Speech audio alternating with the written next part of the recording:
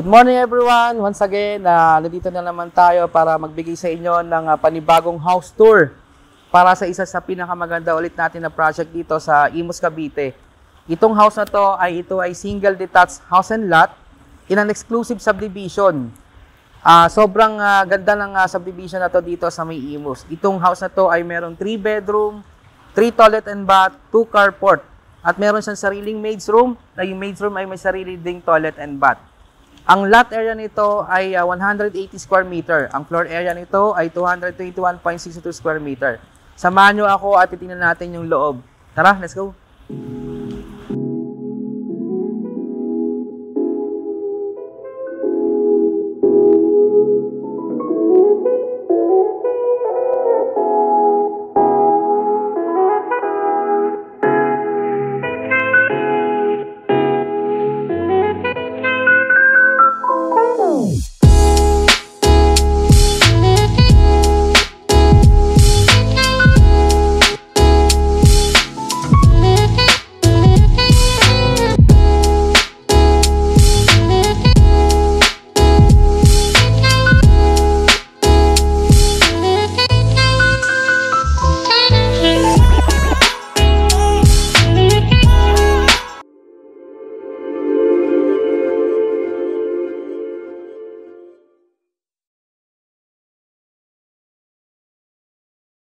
Okay, ito yung pinaka main entrance niya.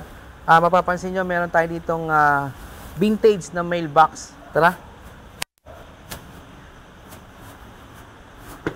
Ayan, bago natin pasukin yung loob ng bahay, dito muna tayo sa kanyang car garage o carport. Ito kasya dalawang sedan. Pwede ka isang SUV at isang sedan kasi sobrang lapad niya, no? At dito yung kanyang papuntang lanay. Papuntang service area. Ayan, kung saan meron siyang mini pocket dito, mini pocket garden. Ayan, papaikot siya. And then doon sa kabilang side, yung kanyang papuntang lanay area. Tara, tingnan natin yung lanay. Ito yung kanyang lanay area. Pero bago tayo pumunta ng lanay area, mapapansin nyo, ito, meron siyang mini pocket garden dito sa kanyang main entrance.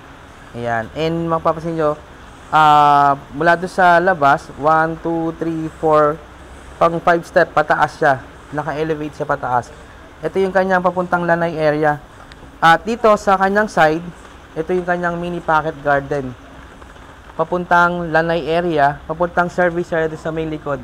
Ayan. Ang ganda, no? Tsaka makita nyo dito sa kanyang gilid, ang taas, no? Ang taas ng kanyang ceiling, ng kanyang roof. May mga naka-install na rin tayo dito mga lights. Ito, nakaabang ito para dun sa ating aircon. Ayan, ito para hindi siya pumasok yung water. Ito na ngayon yung papuntang service area. At ito yung kanyang door na galing sa loob. Ito yung lanay na daan natin dito sa papuntang likuran. Tara, tingnan natin ngayon yung loob ng house na to kung gaano kaganda. Let's go! Bago tayo pumasok dun sa loob, nakita niyo po ba itong wall na to? Yung accent wall. Yan, sa magkabilang side. Ito po ay made in natural stone. At masasabi talagang napakaganda kasi yung iba kasi nilalagyan pa nila ng glossy type para lalong mabuhay yung bato niya. Yan. Yung ating main door, mapapansin nyo, meron na siyang quick set na digital na lock set siya at talagang masabi mo na safe ka, no? Ayan. So ito ay battery operated. And yung ginamit natin na wood dito sa ating main door ay solid wood. Ayan. At saka yung handbar niya, ang haba. Tara, pasukin na natin kung gaano kaganda ito. Ayan. Okay. Pagpasok mo ng entrance, ito, meron kang nakalagay na dito, naka-install na console. At meron nang nilagay dito ng design. Dito yung mga switch natin ng mga ilaw sa labas at dito sa pinaka-living area niya. Ito ngayon yung living area kung saan dito sa aking kaliwa ay meron tayong powder room. Tingnan nyo.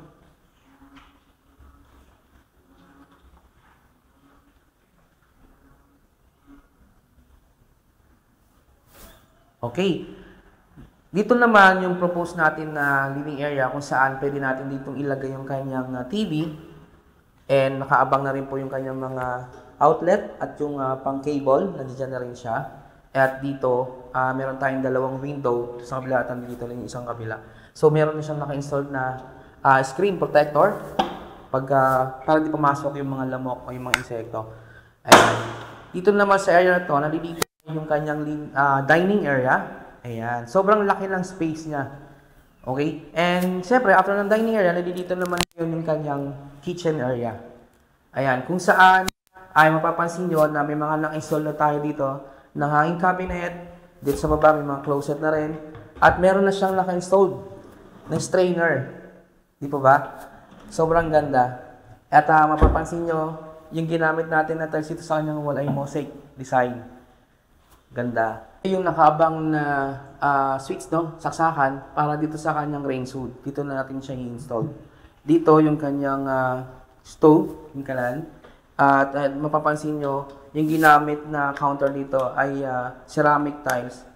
Ayan, ang ganda. And ito yung kanyang sink. At yung mga brand na ginamit dito ay kilalang-kilala, no? Elite ang brand nito. At dito sa baba, ayan, may mga naka-install na tayo ng mga cabinet. Meron din ditong window na kung saan ay meron na tayong screen protector at meron pang butiki. Ayan. Dito ngayon sa aking left side, yung papuntang service area.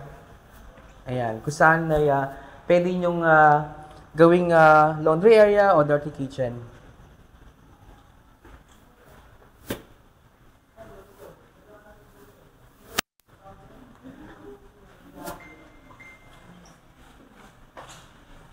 Ayun, dito sa may kitchen area, dito sa aking kanan, ito yung kanyang pinaka-maid's room. Ayan. Yung maid's room niya, meron na rin siyang sariling toilet and bath. Hindi dyan siya. Medyo madilim lang.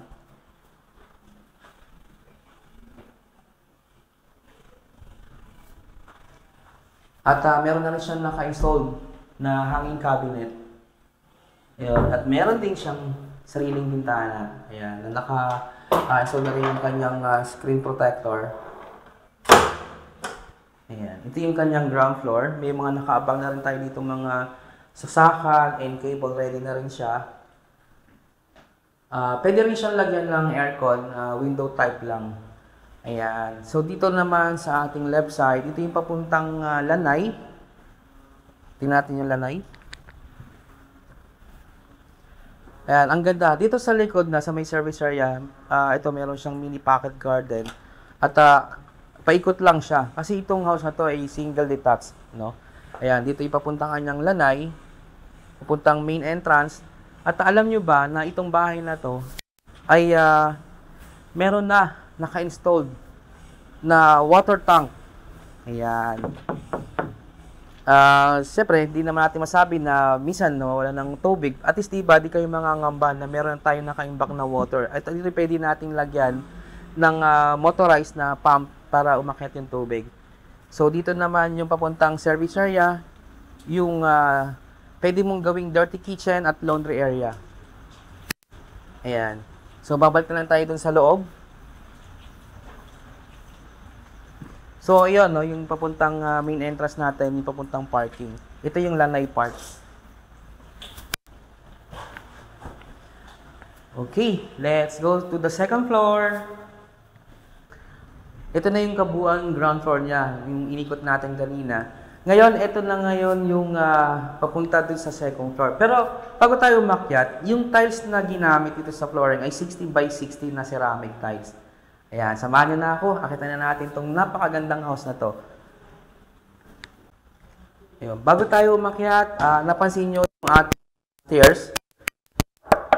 Solid wood. Alam nyo ba, nagawa ito sa apitong wood. Apitong wood ay sobrang tibay, alam naman natin yan. Kilalang kilala. No? At ang ating handrails ay made in wood din, tapos sinaluan siya ng steel bar. Ayan. At makita nyo yung ceiling natin, sobrang taas. Dito, meron na siyang sunlight. No? Ito yung window para pumasok yung sinag na para makatipid tayo sa kuryente. Ayan, meron din siya ditong sliding door at meron siya nang-install ng screen protector. Dito tayo ngayon sa second floor kung saan ay makikita natin dito yung master bedroom, bedroom 1 and bedroom 2. Unahin natin yung bedroom 1 dito sa aking left side. Tara. Ito yung bedroom 1, no? Pwedeng children's room. At mapapansin nyo, yung ginamit natin na flooring dito ay HDF, no? And ito, makita nyo, sobrang lawak ng kanyang room. Pwedeng children's room, pwedeng guest room, at meron na siyang window dito na naka-install at meron siyang screen protector, ayan, pang mosquito o mga insect pa hindi makapasok. Okay, dito naman ngayon sa aking kanan. Okay, yung bedroom 1, meron siyang sariling toilet and bath. Ito. At makakita nyo yung enclosure niya ay sobrang ganda.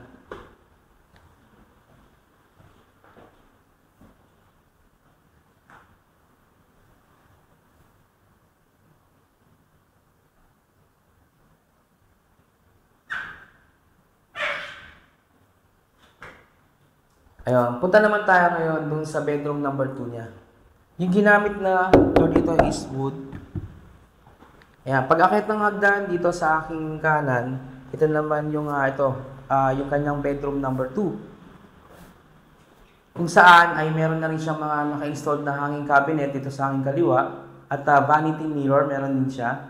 At dito sa aking kanan yung kanyang sariling toilet and bath din. Ayan, tinatagdo pa. Bago natin tingnan yung toilet and bath, may mga naka-install na tayo dito ng mga cable ready. And sasama po ng kuryente. And then dito, sa aking kaliwa, dito yung proposed na aircon niya. No? Ayan, pwede siyang maglagay dito ng window type. Kasi ready na to for window type. Ito yung saksakan niya. And dito yung kanyang bintana. Window, sliding window. Ayan, ito naman yung kanyang sariling toilet and bath.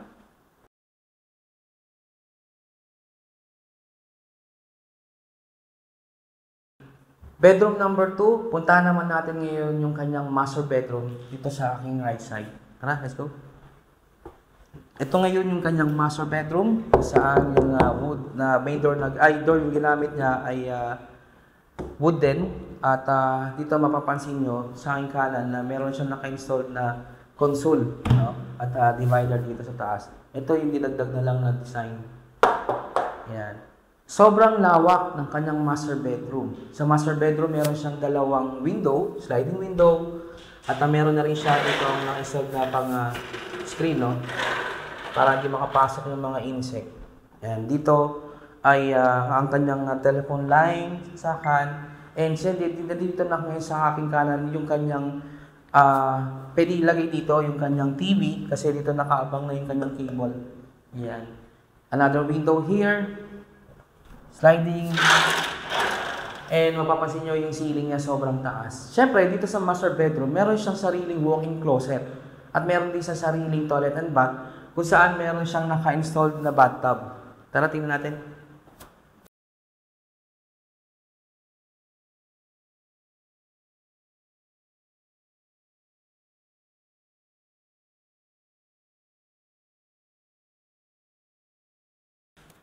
Ayan, mapapansin nyo yung kanyang shower ay naka-enclose na. Ganda. Ayan, yung ginamit natin na brand dito ay mga American brand to kasi ito cool. Dito, may nakabang na siya na bidet bago i-turn over yung unit na to tsaka i-install yung bidet. At syempre, nakita nyo yung bathtub na sobrang ganda. Ayan, tara. Ito yung kanyang walk-in closet kung saan ito yung kanyang vanity. Ito, may mga na-installed na walk-in closet. Sobrang ganda.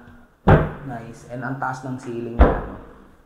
Yung space at sobrang lapad niya. Yung flooring naman na ginamit natin, basta buong second floor, ito yung kanyang ginamit na flooring.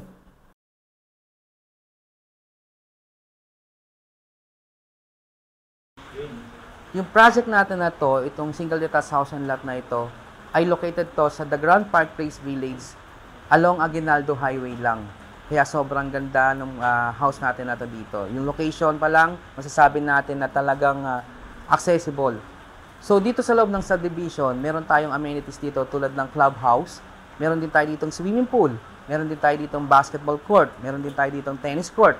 At alam nyo ba na yung malalapit na nearby dito sa project natin na ito, ay andyan yung tulad ng schools. Meron tayo ditong Academia Primera School, meron din tayong Unida Christian School, Meron din tayong Southern Philippine Institute of Science and Technology School.